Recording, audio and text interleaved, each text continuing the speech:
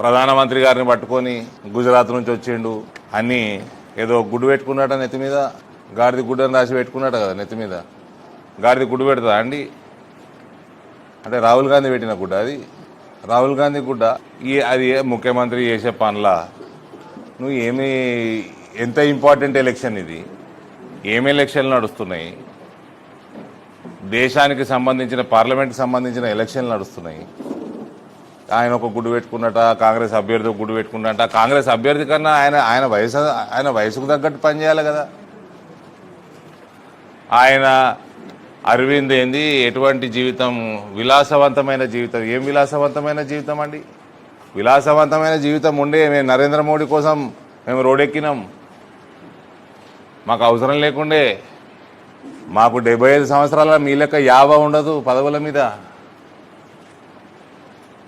మేము ఒక నాయకుని కోసం వచ్చినాము, యావ కోసం రాలే. ఏం మాట్లాడుతున్నారండి మీరు? గాడిద గుడి పట్టుకొని ఎత్తి మీద పెట్టుకుని ఏందండి? గుడ్లు అమ్ముతుర్రా? మళ్ళీ అదే రిజర్వేషన్ ముచ్చట తీసిండు. ఇది కేవలం 6 గ్యారెంటీల నుంచి ప్రజల దృష్టి మళ్లించడానికి వీళ్ళు ఈ పని రోజు ఇదే మాట మాట్లాడుతూ ఉన్నారు.